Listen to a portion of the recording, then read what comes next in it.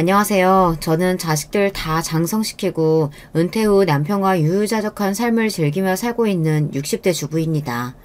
그동안 두 아이들 키우랴 직장생활 병행하랴 정말 몸이 10개라도 모자랄 정도로 치열하게 살다가 아이들 모두 독립해서 나가고 퇴직하고 하고 나니 남아도는 게 시간이더라고요. 살면서 이렇게 시간이 여유로웠던 적이 없어 좀 당황스러울 정도였습니다. 쉬는 것도 하루 이틀이지 저처럼 쉼없이 움직이던 사람들은 가만히 쉬는 것도 쉬운 일이 아니더라고요. 그때 접한 게 바로 이 채널입니다. 저처럼 결혼하고 자식 키우며 겪는 일들에 대한 사연을 들려주시는 여러분 덕분에 은퇴 후 적적한 마음을 달랠 수 있었어요. 저만큼 나이 드신 분들이라면 아마 공감하시겠지만 자식이라는 게 다 키웠다고 마음 놓을 수 없는 존재 아닙니까? 특히 자녀의 결혼이라는 큰 행사를 치르면서 아이를 직장에 들여보내기 전까지 한시도 긴장을 늦출 수가 없더라고요. 큰 아이인 아들 녀석 장가 보낼 때도 그랬지만 그보다 작은 녀석인 딸아이 결혼 문제로 속 썩을 일이 많았던 저로서는 정말 가슴 졸일 일이 많았더랍니다. 결혼식장에서 도대체 이게 무슨 짓이야? 애는 어디 가고 댁만 나와서 이 게임판을 치는 거야? 남의 집 귀한 딸 못살게 들들 볶을 땐 언제고 이제 와서 댁이 뭐라고 내 딸을 찾아? 내가 당신같이 천박한 인간한테 내 딸 보낼 것 같아? 살면서 겪어온 일이 결코 적지 않다고 자부합니다만 단연코 전날만큼 제 인생에서 크게 화를 내본 적이 없습니다. 바로 딸의 결혼식 날이었죠.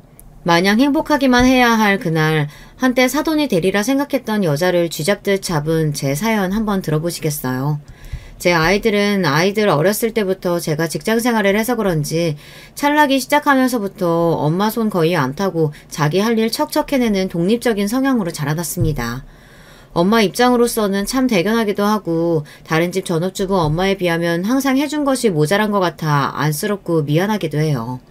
아들 녀석은 대학 입학하면서 바로 학교 근처에 자취를 시작해 독립해 나갔고요. 2살 터울인 딸아이 역시 대학 입학을 앞두고 독립하고 싶다는 의사를 밝혀왔습니다. 두 녀석 모두 독립심이 너무 강해서 예상하지 못한 일은 아니었으나 아무래도 세상의 험한 꼴을 너무 보고 살아온 나이든 엄마이다 보니 아들 독립시킬 때랑 딸아이 보낼 때랑 마음가짐이 좀 다르더라고요. 걱정이 많은 저를 보고 저희 딸은 그저 이렇게 말했습니다. 엄마 입장에서야 걱정하는 거야 알지만 솔직히 집에서 다니나 독립해서 학교 다니나 각자 바빠서 얼굴 보기 어려운 건 마찬가지인데 뭐가 그렇게 다른지 잘 모르겠어. 엄마 입장에서 할 말이 없더라고요. 딸아이 말이 틀린 게 없었거든요. 남편도 은근히 저를 부추겨 딸아이 독립을 말리고 싶은 눈치였으나 평소 신경을 많이 못 써준 대신에 아이들 의사를 더 존중해주려 노력했던 것이 저희 부부 교육관이었으므로 결국 딸아이 독립을 허락할 수밖에 없었습니다. 딸아이 말 맞다나 각자 사는 게 바빠서 그런지 아이들 독립시키고는 작정하고 불러 모으지 않는 이상 시간 맞춰 다 같이 얼굴 한번 보는 것도 쉽지 않더라고요. 아직 퇴직 전이어서 여전히 바쁘긴 하지만 두 아이 다 떠난 집에 퇴근할 때마다 괜히 마음이 휑한 기분이었습니다. 어쩐지 내 작은 아이들이 이제는 너무 멀어진 것 같은 기분이 들었죠. 아들 녀석이 직장 잡고 생활이 안정되면서 결혼 의사를 밝혀오자 정말로 내 아이들이 우리 둥지를 떠난 것이 실감이 났습니다. 만나는 사람이 있다는 건 알고 있었지만 아들이나 딸이나 본인들 연애 이야기를 주절주절 늘어놓는 편이 아니어서 상대방에 대해 아는 것이 많지는 않았습니다. 하지만 요새는 자식 결혼시키면 남이라고 생각하고 사는 게 속 편하다면서요. 괜히 가깝게 지내보겠다고 이것저것 간섭하다가는 며느리 사위 미움 사서 자식들까지 척지게 되는 경우가 다반사라고요. 저 역시 주워들은 건 있어서 아들 개혼 때 딸 같은 며느리니 하는 제 입장만 생각하는 소리 말고 쿨한 시어머니로 살자 다짐했죠. 그래서 딸아이가 결혼하겠다고 했을 때도 아들 때처럼 아이들을 위해 일정한 거리를 두자고 생각했어요. 처음 아들 결혼할 때 그런 다짐을 했을 때는 내심 섭섭한 마음이 없지 않았는데 막상 그렇게 살아보니 나쁘지 않았습니다. 최대한 담백한 고부관계를 유지하려고 노력했더니 오히려 그게 며느리 경계심을 풀게 하는 데 도움이 되었던 모양인지 고맙게도 먼저 살갑게 다가와주는 며느리 덕에 결혼 전보다도 아들 얼굴을 더 자주 볼 수 있게 되었죠. 아무래도 딸은 더하겠죠. 요새 인식이 많이 바뀌었다지만 그래도 며느리와 사이 대하는 건 차이가 있을 수밖에 없으니까요. 평소 똑부러진 아이이니 맹탕인 놈을 데려올 거라고 생각하지 않았기에 딸아이 결혼 문제는 전적으로 딸과 예비 사이의 의사를 따르리라 생각했습니다. 늘 자기 일을 알아서 척척 해왔던 딸에게도 결혼이란 쉽지 않은 문제인 모양이었어요. 좀처럼 먼저 도움을 요청하는 일이 없는 아이인데 결혼 준비하면서 저한테 먼저 이것저것 물어오는 일이 많더라고요. 딸아이는 바쁜 엄마 귀찮은 일 늘리는 것 같다며 미안했지만 정작 저는 신이 났습니다. 손갈 일이 적었던 아이한테 비로소 엄마로서 도움이 되는 것 같아 기뻤죠. 그런 저를 보고 딸아이도 생각이 많아진 것 같았습니다.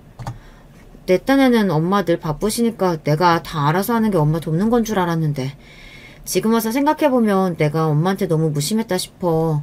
다른 집 딸들은 엄마한테 그렇게 살갑게 군다고 하던데 나야 애교도 없고 엄마한테 먼저 살갑게 군 적도 없는 것 같고 시집간다고 생각하니까 엄마랑 해본 게 너무 없어서 미안하더라고. 미안해도 엄마가 미안해야지. 엄마가 바쁘다는 핑계로 민영이한테 신경을 너무 못 써줘서 엄마가 항상 미안해. 그러니까 엄마 귀찮게 군다고 생각하지 말고 필요한 거 있으면 엄마한테 다 해달라고 해. 우리 딸은 충분히 그럴 자격 있어. 멋쩍게 웃는 딸아이를 보며 그동안 의도치 않게 딸과 서먹했던 감정이 사르르 풀리는 듯 했습니다. 결혼을 앞두고 딸도 얼마나 생각이 많았겠어요. 심란할 일도 많고 신경 쓸 일도 많고 그럴 때마다 저를 의지해주는 것 같아서 뿌듯했습니다. 양가 상견례를 통해 딸아이 시부모님이 되실 분들을 처음 만나는 날은 저도 답지 않게 긴장이 많이 되더라고요. 이미 아들을 결혼시킨 바 있지만 제가 시부모가 되는 입장이랑 딸아이 시부모가 될 분들을 만나는 입장은 다르더라고요. 이러니 저러니 해도 아직까지는 처가보다는 시댁 입김이 센 편이잖아요. 우리 딸 한 번 더 예쁘게 봐주십사 하는 마음에 예비 사돈에게 잘 보이고 싶은 마음도 더 컸고요. 아이 시아버지가 되실 분은 성격이 점잖으신 것 같았습니다. 저희 말에 호의적으로 호응하긴 했지만 원래 말수 자체가 많은 분은 아니신 것 같았어요. 말수가 많은 쪽은 아이 시어머니 될 분이셨죠. 우리 형우는 외동이라 이번 결혼이 저희 집은 처음이자 마지막 결혼식이 되겠죠. 그러다 보니 제가 자식 결혼에 대해서 이것저것 기대치가 많은 편이에요. 이왕이면 남 부끄럽지 않게 결혼식 치러서 잘 보내고 싶기도 하고요. 뭐 그 마음이야 이해합니다만 그래도 상견례에서 시어머니 될 사람이 결혼에 대한 기대치가 많다고 대놓고 말하는 건 상대 부모 입장에선 참 부담스러운 일입니다. 뭘 어떻게 기대한다는 건진 모르겠으나 저희 쪽에 어지간히 요구하는 바가 많겠다 싶어 심장이 덜컥 내려앉는 기분이더라고요. 아이를 먼저 들여보내고 남편과 돌아오는 차 안에서 불길한 마음이 가시질 않았습니다. 상견례 내내 조잘조잘 떠드는 예비 안사돈 때문에 정신이 하나도 없었어요. 덕분에 처음 뵙는 사돈 내외라고 어색할 겨를은 없었습니다만 아무래도 딸 시집 보낼 때 가장 신경 쓰이는 자리가 시어머니 자리이다 보니 여러 가지 생각이 안 들 수가 없었습니다. 잠깐 본 것만으로 평가하는 게 경솔할 수는 있으나 상견례 자리에서까지 나서는 걸 좋아하던 예비 안사돈을 보니 그 기세에 저희 딸이 눌리지는 않을까 걱정도 됐고요. 한마디로 예비 안사돈의 첫인상은 어떤 모임에서든 자기가 가장 주목받는 사람이 되어야 하는 사람처럼 보였습니다. 그날의 주인공인 딸과 예비 사이에 대한 말보다 처음 보던 예비 안사돈의 신변잡기에 대해 귀가 따갑도록 듣고 나오다 보니 자연스레 그런 생각이 들더라고요. 여보, 안사돈 되실 분 말이야. 하나뿐인 아들 개운이라고 어지간히 기대하시는 게 많은 것 같던데 괜찮을까? 우리 다 아들 장가 보내봤지만 보통 신랑 쪽에서 결혼식 가지고 그런 경우는 드물잖아. 시어머니 자리는 되도록 무난한 사람이 좋은데 너무 별난 거 아닌가 싶기도 하고. 사람 한 번 보고 알 수가 있나. 차차 두고 보면 알게 되겠지. 평소 언사에 신중한 남편 입에서 저 정도 발언이면 남편 역시 저와 생각이 크게 다르지 않다는 거였습니다. 어찌되었든 첫인상이 그리 좋지 않다는 건 인정한 거나 다름없으니까요. 부디 짤자식 시집 보내는 부모의 괜한 기우이길 바랬죠. 상견례 치르고 얼마 지나지 않은 주말 오랜만에 딸아이가 본가에 들렸습니다. 결혼 준비하느라 생각할 것들이 많아 그런지 며칠 새 수척해진 모습에 마음이 안 좋았어요.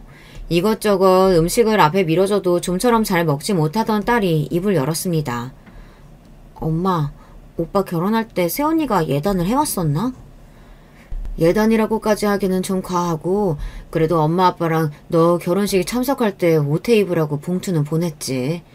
너희 오빠 결혼할 때 엄마 아빠한테 거의 손 안 벌리고 둘이서 신혼집이면 혼수면 한다고 하길래 우리도 우리한테 따로 돈 쓸 거 없다고 얘기했는데 그래도 그냥 넘어가긴 그랬는지 네 새언니가 준비를 했더라고. 그럼 통상적으로 얼마나 준비하는 게 맞아? 왜 안사돈이 예단 해오라고 하시던? 솔직히 제 입장에선 저쪽 집안에서 예단을 요구할 거라고 생각을 못했습니다. 예비사위와 딸이 신혼집을 거의 반반 부담하기로 했거든요. 안에 들어갈 가전도 나눠서 부담하기로 한 걸로 알고 있고요. 보통 예단 요구하는 건 신랑 측에서 신혼집을 해오거나 하다못해 전세금이라도 책임지는 경우에 하지 않나요? 사실상 딸아이의 결혼은 반반 결혼이라고 해도 과언이 아니었습니다. 예비사위가 자기 본가에서 금전적 도움을 받기로 했는지까지는 아직 들은 바 없었으나 딸아이는 결혼하겠다는 의사를 밝힐 때부터 자기가 차곡차곡 저축한 돈으로 작게나마 본인들 힘으로 시작하고 싶다고 이미 못을 박았습니다. 그런 경우에는 보통 양가 집안 모두 그 이상의 부담을 주지 않으려고 예단을 비롯한 다른 것들은 생략하는 경우가 많죠. 저 또한 당연히 그렇게 생각하고 있었고요. 그건 딸아이도 역시 마찬가지였는지 제 예비 시모의 요구에 혼란스러운 기색이 역력했습니다. 옛날이야 이불이며 살림살이 직접 마련하는 게 예단이었다지만 요새는 그렇게 하는 사람은 드물고 거의 돈봉투라고 봐야지. 엄마도 오빠 결혼 때 딱히 예단비 받지는 않아서 자세히는 몰라도 엄마 친구들 얘기 들어보니까 보통 신랑 쪽에서 집해오면 그 10분의 1선에서 예단비 받는 게 일반적이라고 하긴 하더라. 왜?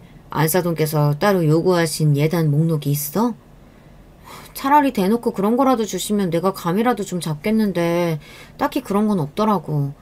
그래도 우리 집안 개혼인데 집안 어르신들한테 기본적인 대접은 해야 하지 않겠느냐고 말씀만 하셔서 그게 어느 정도 수준인지 모르겠어서 난감하네. 그러게 그건 요구하는 쪽에서 어느 정도 선을 얘기해주는 게 편한데 그런데 그런 거 일일이 말하는 건 민망스럽게 생각하시는 분들도 많긴 하거든. 엄마랑 생각을 좀 해보자. 반반 결혼시키는 판에 예단 요구받았다는 딸의 말에 솔직히 심기가 편치는 않았습니다만 저쪽에서 대놓고 요구한다는데 안 하기도 참 그랬어요. 괜히 시작부터 귀한 딸 밉보이게 하고 싶진 않았으니 저희가 할 수 있는 한에서 최선을 다해서 준비해주자고 생각했습니다. 그리고 얼마 지나지 않아 딸아이가 제 예비 신랑과 웨딩드레스를 보러 가기로 했습니다. 딸애가 웨딩드레스 입은 모습이 얼마나 예쁠까 기대가 되었어요. 그러나 웨딩샵에 두 사람을 따라갈 생각은 하지 않았습니다. 처음 웨딩드레스 입은 모습을 확인하는 건 아무래도 단둘이 있는 게 좋잖아요. 저희 딸 성격이 그런 로망 챙길 만한 성격은 아니었으나 그래도 평생에 한 번 하는 결혼인데 남자라는 로망은 다 잃어봤으면 했습니다. 그리고 그런 자리에 부모가 따라가는 것도 좀 주책 맞죠.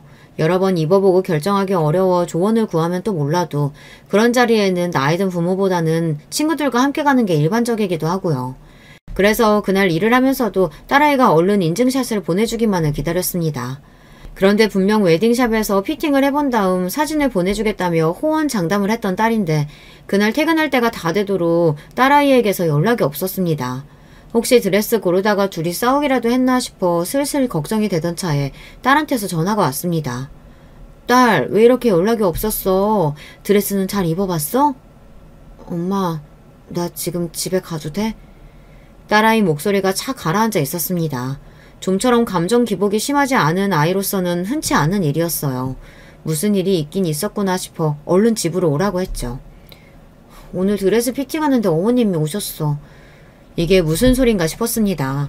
그러니까 저희 딸한테 이런 방구도 없이 제 신랑이랑 처음 드레스 보러 간 자리에 예비 안사돈이 나왔다는 거였습니다.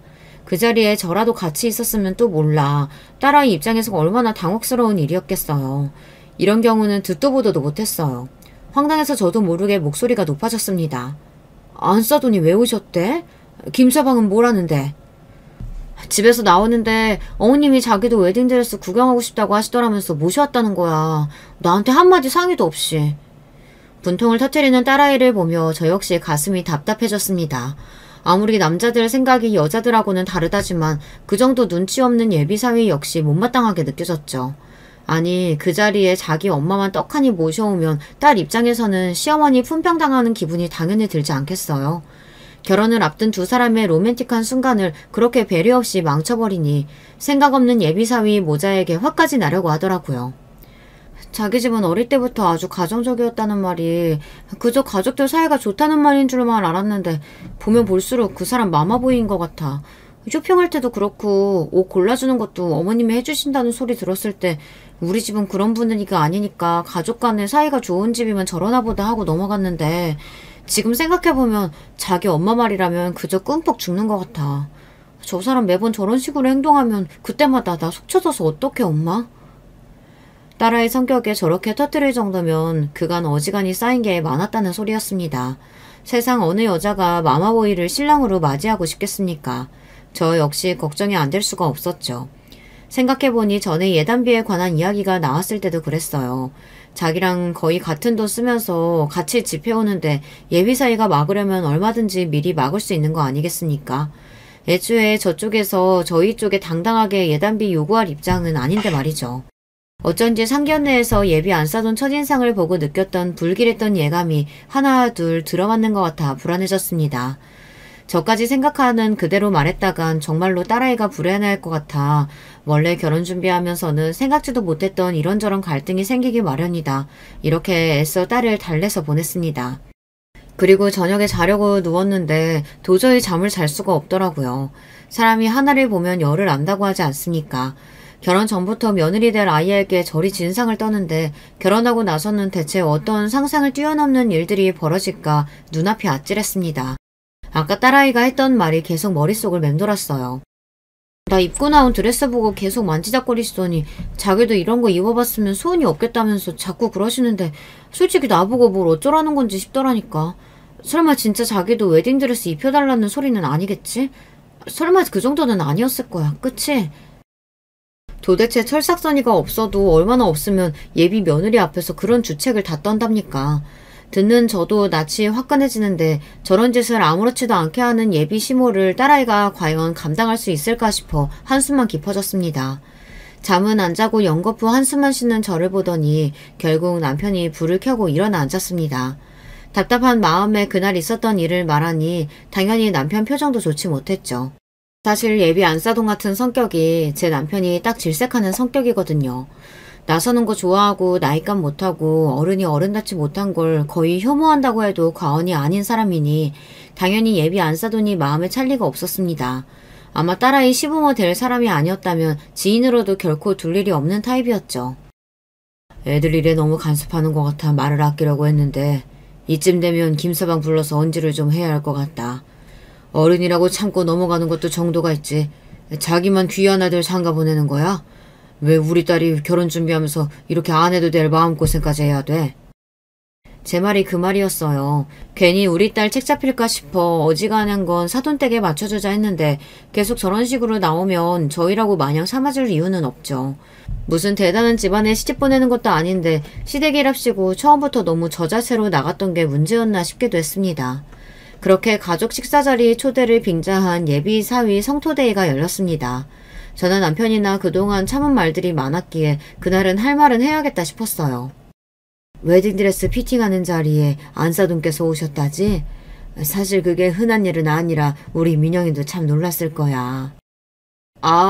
그래도 그날 저희 엄마가 민영이 너무 예쁘다고 칭찬도 많이 해주셨어요. 그치 민영아?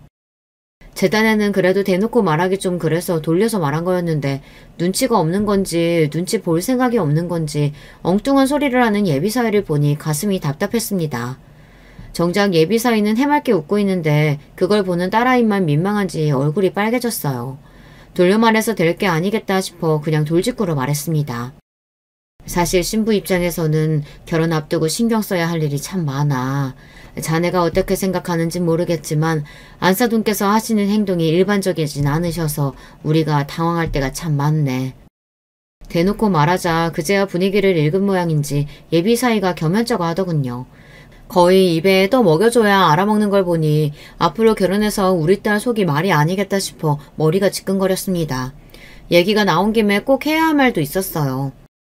그리고 예단비 말인데 솔직히 우리 입장에서는 생각을 못해서 어떻게 준비해야 할지 난감하네. 안사돈께서 요구하신 거라고 하니 어느 정도 수준으로 원하시는지라도 언지를 좀 주시면 좋을 것 같은데. 말 그대로 현금 봉투를 원하시는 건지 현물을 원하시는 건지도 알아야 준비를 하지. 이제 식 석 달도 안 남았는데. 제 말에 딸아이의 표정이 급격히 어두워졌습니다. 이젠 또 무슨 일인지 겁이 나서 물을 엄두도 나질 않았어요. 딸아이가 떨떠름한 표정으로 말했습니다. 엄마, 며칠 전에 어머님 명품백 해드렸어. 이건 처음 듣는 소리였어요. 딸아이가 웨딩샵 일로 한껏 쏟아내고 간지 며칠 되지도 않았는데 그새 또 사건이 터진 모양이었습니다. 아니, 언제? 며칠 전에 혼수 가전 보러 갔는데 어머님도 나오셨더라고. 말하는 걸 보니 이번에도 미리 얘기 안 하고 예비사위가 제 엄마를 달고 나온 모양이었습니다. 이쯤 되니 예비사위도 일부러 저러는 건가 싶을 지경이었어요. 그러니까 아들 며느리 혼수 준비한다는데 백화점까지 쫄래쫄래 쫓아와서는 그 자리에서 명품백까지 받아 챙겼다는 거잖아요. 뭐 그렇게 대단하게 내세울 거 있는 아들이라고 아들 팔아 한미천 잡기라도 할 심산이랍니까? 저도 모르게 소리쳤습니다. 그런데도 또 예단비를 요구하신다고? 제가 대놓고 말하니 예비사위가 민망해하더라고요.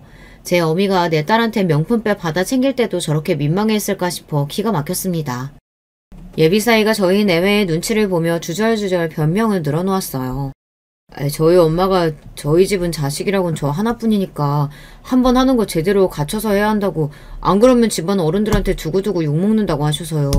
금액이 부담되시는 거면 저도 몰래 보탤게요. 너무 노여워 마시고 너그러이 이해해 주세요. 말끝마다 저희 엄마 아주 마마보이가 따로 없었습니다. 본인이 결혼 당사자 아닙니까? 자기는 자아가 없답니까? 이건 효자가 아니라 자기 어머니한테서 정서적으로 독립을 못한 것 같았습니다. 그리고 저희가 돈 한 푼 아쉬워 이런답니까? 애초에 서로 꿀릴 것 없이 동등한 입장에서 비슷한 금액 부담하며 하는 결혼에 요구하는 게 과하다는 게 문제인 거 아니에요. 제 어머니 잘못이 뭔지조차 제대로 이해하지 못하면서 저희 부부 자존심까지 긁는 발언을 했다는 건 생각하지도 못하는 것 같았습니다. 저 못 믿어온 인사에게 정말 저희 딸을 보내도 되는 건지 심히 걱정이 되었습니다. 연애할 때는 저 정도는 아니었는데 결혼 준비하니까 사사건건 자기 엄마가 어쨌다 저쨌다. 나도 당황했어. 예비사위를 먼저 보내고 급격히 어두워진 저희 부부 낯빛을 보고 딸아이가 눈치를 보며 기어들어가는 목소리로 말했습니다. 자기도 민망했겠죠. 저희 보기도 창피했을 거고요. 하고 싶은 말이야 굽이굽이 펼치면 해남 땅끝마을까지도 가겠으나 가장 속상할 게 딸아이였으니 쉽게 입을 떼기도 어렵더군요. 부디 자기 어머니 말 듣는 만큼 결혼해서 자기 아내 말도 잘 듣기를 바랬죠. 그러는 와중에 시간은 속절없이 흘러갔습니다. 벌써 결혼식이 한 달 앞으로 성큼 다가왔습니다. 그런데 이상한 점이 있었어요. 너희 시어머니 아직도 예단비 받는 날 미루시겠다니? 좀 천천히 하시자 하네. 아니 이제 결혼도 한 달도 안 남았는데 왜? 애초에 예단비 요구는 그쪽이 먼저 해놓고서는. 예비 안사돈이 예단비 받는 날을 차일피일 미루고 있었습니다. 보통 예단비 보내는 기간은 통상적으로 2달에서 늦어도 한 달 전까지는 보낸다고 들었거든요. 예단비라는 게 시댁 어른들 결혼식 때 입을 옷이며 한복 같은 걸 준비해야 하니 통상적으로 그 정도 시간 여유는 두는 게 맞다고 알고 있어요. 그런데도 예비 안사돈 쪽에서 날짜 조정을 좀 하자며 예단비 드리는 날을 미루고 있다는 거예요. 애초에 예단비 준비하는 일로도 속 썩이더니 이제 그거 전달하는 일까지도 속을 썩이나 싶어 가뜩이나 마음이 차지 않았던 예비 안사돈이 더욱 못마땅하게 느껴졌습니다. 혹시 그동안 따로 언질하신 건 없으셨어? 아무 이유 없이 저러는 건 아닐 거 아냐. 뭐 그 속을 내가 어찌 알겠어. 거의 돛 닦는 보살처럼 말하는 딸아이였습니다. 결혼 준비라는 게 누구에게나 녹록하지는 않은 일입니다만 유난히 결혼 준비를 힘들어하는 딸아이를 보니 저 모르는 데서 다른 마음고생을 하고 있는 건 아닌가 의심스러웠어요. 예비사위나 예비 안사돈 하는 꼴을 보면 충분히 가능성 있는 이야기였습니다. 하지만 한두 번도 아니고 저희 앞에서 면이 서지 않을 만한 일을 몇 번 겪다 보니 그나마 열렸던 딸아이 마음도 많이 다친 것 같았습니다. 민영아, 무슨 일 있으면 다른 생각할 거 없이 그냥 엄마한테 말하면 돼. 엄마한테 못할 말이 어딨어. 무슨 말을 해도 괜찮으니까 혼자 끙끙 앓지 말고 꼭 엄마한테 말해. 알았지? 대답은 않고 고개만 주걱거리는 딸아이를 보는 저 역시 근심이 가득했으나 그럼에도 결혼을 강행하는 딸아이를 믿어주는 것 외에 별다르게 할 수 있는 일이 없었습니다. 그렇게 결혼식을 겨우 보름 남겨두고서야 예비 사돈댁에게 예단비를 보냈습니다. 기성복이면 모를까 하는 얘기를 들어보니 맞춤옷을 주문할 모양이던데 시간이 빠듯했습니다. 아무리 예단비 보내는 게 양가 협의어야 하는 일이라 시댁에서 원하는 예단 받는 시기를 맞춰준다곤 하지만 별의별 걸로 다 줄다리기를 한다 싶어 피곤했어요. 뭐 그 속내를 아주 모를 것 같진 않았습니다. 기한 최대한 줄 테니 그동안 싹싹 긁어 모아서 예단비 최대한 많이 해와라. 뭐 그런 거 아니겠습니까?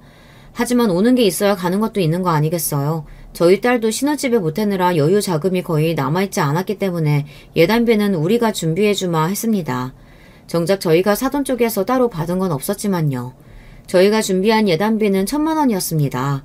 그 정도면 사위 내외 결혼식 양복과 한복 새로 맞추고도 가까운 친척들 옷 한 벌씩 해드리는데 부족하지 않으리라 생각했어요. 그런데 예단비를 보내놓고도 잘 받았던 안부 인사 전화 한 통이 안 오더라고요. 속으로 괘씸했지만 이제 정말 결혼식이 며칠 남지 않았기에 긁어부스럼 만들지 않으려고 성질을 누르고 또 눌렀습니다. 그렇게 드디어 결혼식이 바로 하루 전으로 다가왔어요. 우리 딸이 내일이면 정말로 결혼을 하는구나 하는 생각에 종일 마음이 싱숭생숭하더라고요. 딸아이와 함께 마지막으로 같이 피부관리와 마사지를 받기로 약속이 되어 기다리고 있는데 아이가 좀 늦더라고요. 어디까지 왔나 전화를 걸었더니 받지 않길래 운전 중이가 있습니다.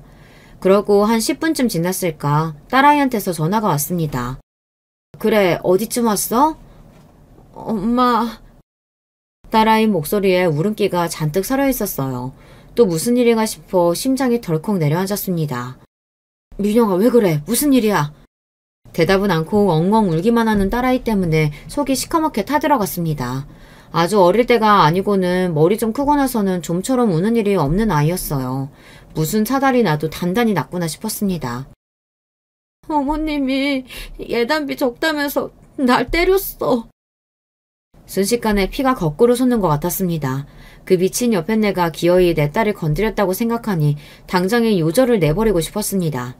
하지만 아이가 어지간히 놀란 모양인지 호흡까지 불안정하게 들렸습니다. 너 지금 어디야? 엄마가 갈게, 응? 그렇게 마사지샵 예약을 취소하고 딸이 있는 곳으로 달려갔어요. 딸아이 얼굴을 확인하고는 놀라 자빠질 뻔했습니다.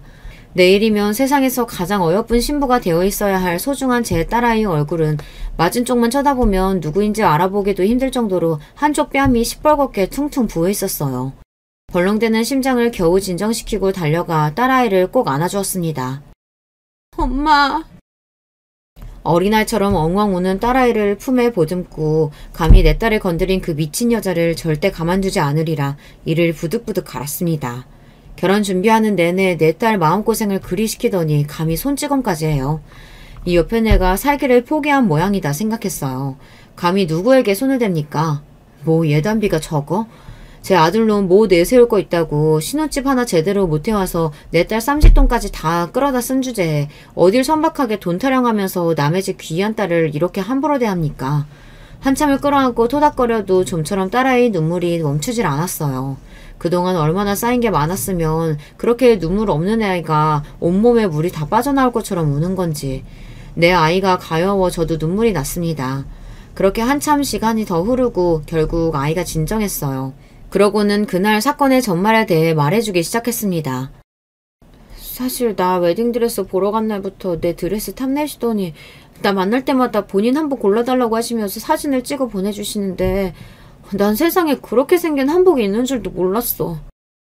딸이 얘기한 한복은 말이 한복이지 한복인지 드레스인지 짬뽕이 되어서 국적도 알 수 없는 소위 선녀 한복이라 불리는 의상이었습니다. 순간 예전에 이른 나이에 자식 시집 보낸 친구가 열을 올리며 했던 이야기가 떠올랐죠.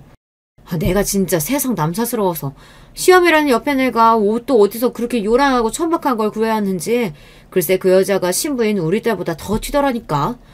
아들 가진 유세 떤다고 며느리 질투하는 시애미들도 있단 소리 들었어도 그게 내 딸 시험일 거라고는 상상이나 했겠니 내가?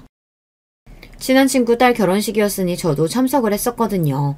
친구 말 맞다나 계량양복 드레스처럼 생긴 요상한 옷을 입고 하객을 맞이하는 신랑 측 어머니를 처음 보고 저도 속으로 뜨악했던 기억이 납니다. 그러니까 우리 애 예비 시모가 예단비로 구입하려고 했다는 한복이 바로 그런 한복이었다는 겁니다. 아니 누구 망신을 시키려고 작정을 했나. 결혼식의 꽃은 누가 뭐래도 신부 아닙니까. 인생에 단 하루 있는 결혼식의 주인공인 신부보다 본인이 더 주목받고 싶어서 근본 없는 옷을 사겠다고 예단비니 뭐니 하면서 사람을 이 지경으로 만들었다는 겁니까. 세상에 뭐 그런 인간이 다 있나요? 푼스떼기도 그런 푼스떼기가 없다. 한참 어린 예비 며느리 앞에 두고 경쟁이라도 하겠다는 거야? 그깟 거 뭐 얼마나 한다고 1,000만 원씩이나 보낸 예단비가 적다고 내 딸을 감히 이 꼴로 만들어? 분개해서 흥분을 감추지 못하는 저를 보며 딸아이가 대답했습니다. 그거 비싸. 그러더니 제 휴대폰을 켜서 사진첩을 저한테 보여주더라고요.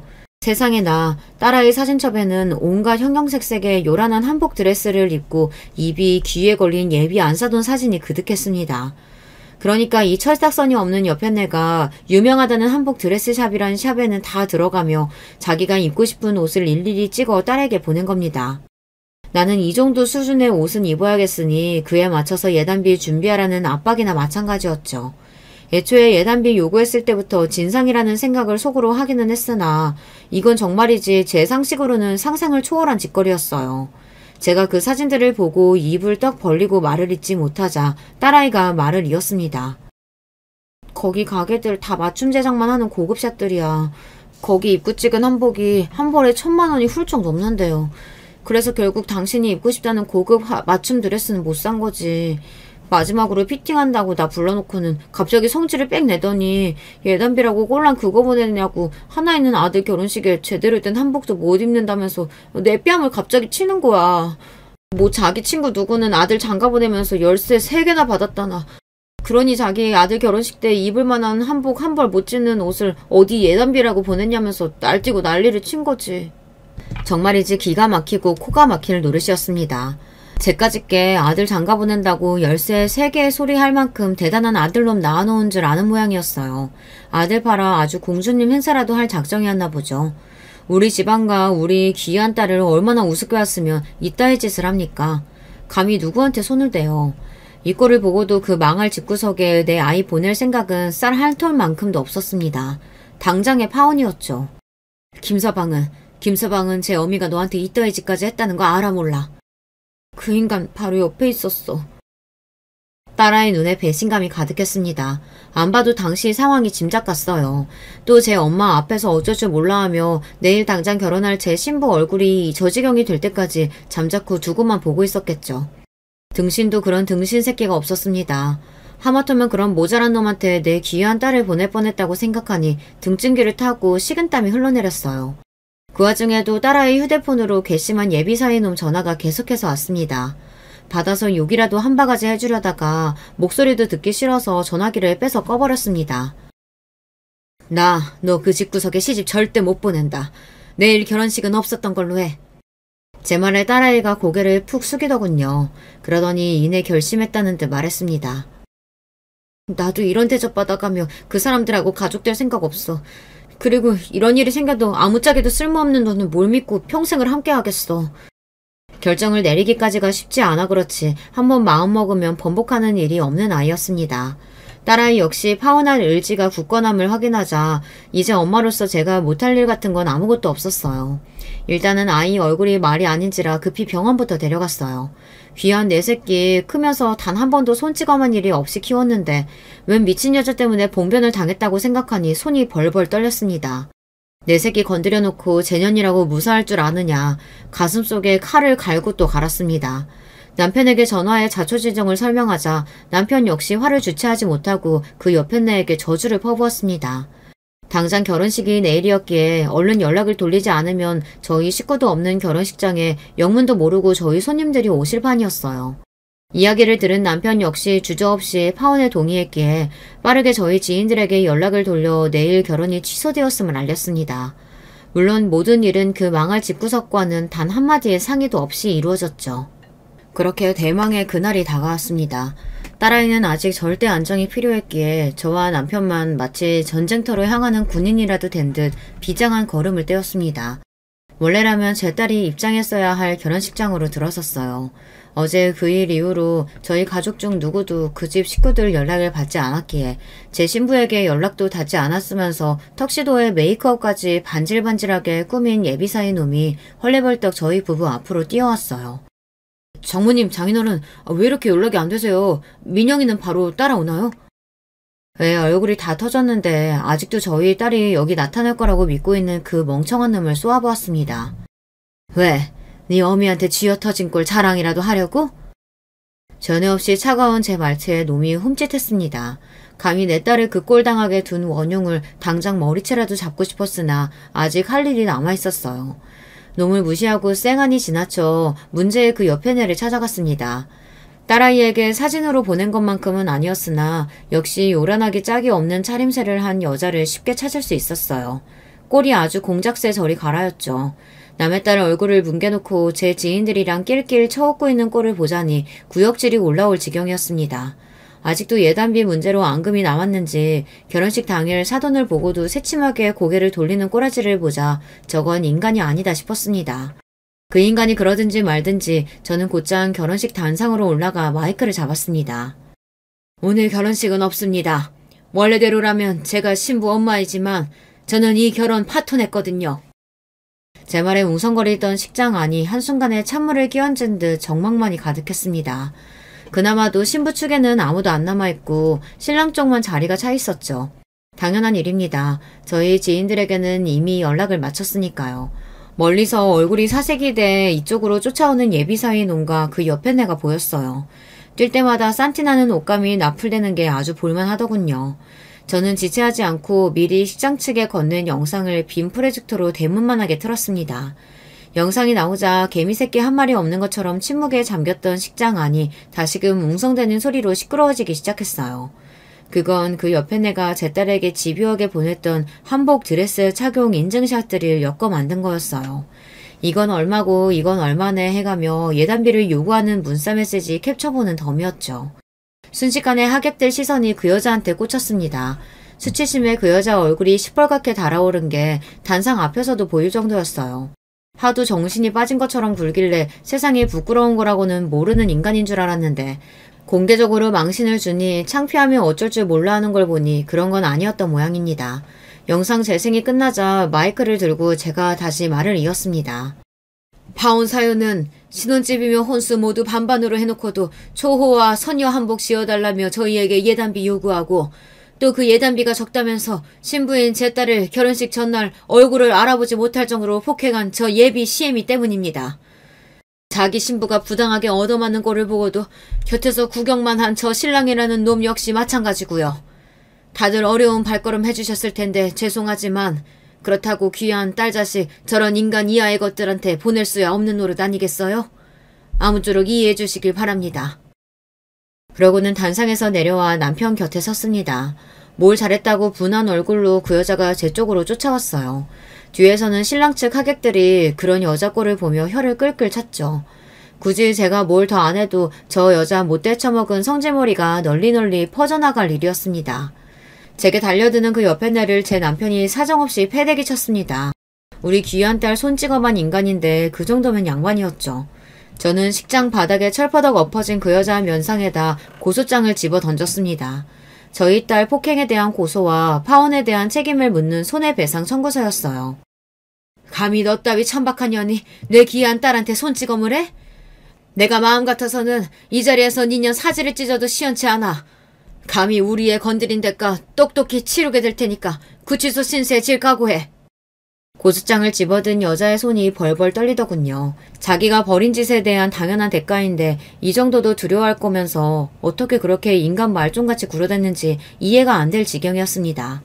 하지만 그것도 이제 남일이죠. 여기와 볼 일은 다 봤으니 미련 없이 남편과 함께 식장을 나섰습니다. 그런 저희 뒤를 한때 사이가 될 거라 생각했던 모자란 놈이 개새끼처럼 졸졸 따라왔습니다. 결혼식 당일에 파혼당해 혼비백산한 꼴이 된 놈이 주차장 바닥에 철썩 주저앉더니 저희한테 빌기 시작했어요. 장인어른 장모님, 제가 잘못했습니다. 저 민영이 없이 못 살아요. 제발 한 번만 용서해주세요. 저 파혼 못해요. 그 말에 순간 제 눈이 돌 뻔했습니다. 정신을 차렸을 때는 이미 제 손이 놈 얼굴을 있는 힘껏 철썩 내리친 다음이었죠. 아픈 거보다 놀라서 어안이 벙벙해진 놈 꼴을 보자 어제 내 딸도 이랬을까 싶어 다시금 가슴이 아파왔어요. 그러자 놈에 대한 분노가 더더욱 솟구쳤습니다. 너같이 모자란 놈 때문에 내 딸이 평생 한 번도 겪지 않아도 될 험한 꼴을 겪어왔는데 어디 네 놈이 파혼 한 해 만에 하고 있어? 너 같은 놈은 결혼할 자격 없어. 어디 남의 집 귀한 딸 인생 망치려고 너 같은 놈이 결혼을 해? 제 불효령에 파혼 못한다던 놈 기세가 그대로 꺾였습니다. 참 저렇게 패기라고는 없는 놈을 내 딸 곁에 세울 생각을 하다니 섬뜩할 지경이었어요. 남편 역시 놈에 대한 분노를 숨기지 않았습니다. 너 내 딸 앞에 2번 다시 나타날 생각 마라. 감히 내 딸 주변에 맴돌았다가는 그때야말로 내가 네 놈 죽여버리고 말 테니까. 정말로 놈을 찢어 죽이고도 남을 정도의 형형한 눈빛이었습니다. 자식 인생 구제하는데 부모가 돼서 못할 일이 뭐가 있겠습니까? 저도 남편도 거짓 한 톨 없이 진실만을 말하고 있었습니다. 억울하면 네 놈도 어디 한번 고소해보렴. 네 놈 깽값 정도야 우리 딸 인생 구제했다 치고 적선해줄 의향이 있으니까. 엄한 여자들 인생 망칠 생각 말고 너는 네 정신 나간 어미하고나 살아. 그렇게 놈을 한껏 비웃어주고는 결혼식장을 빠져나갔습니다.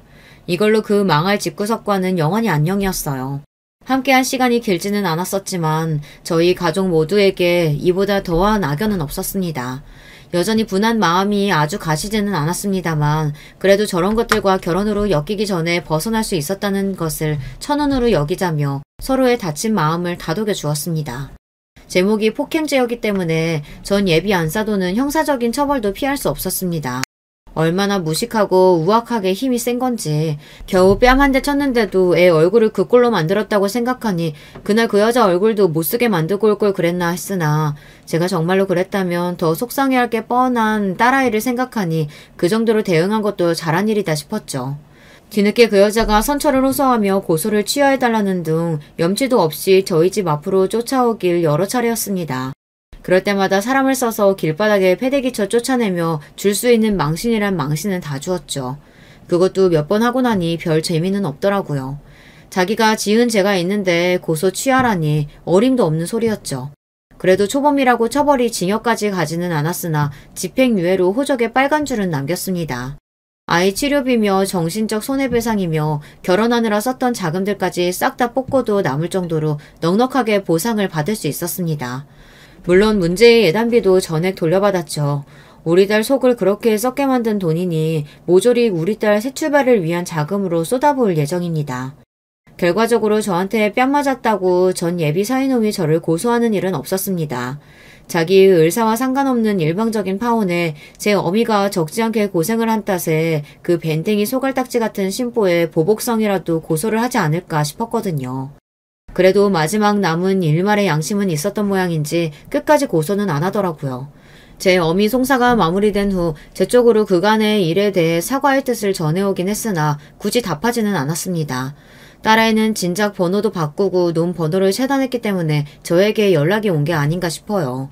저희 부부가 딸아이 앞에 나타나면 죽여버리겠다고 협박했던 게 먹힌 모양인지 놈이 딸아이 근처에 접근하는 일은 없었습니다.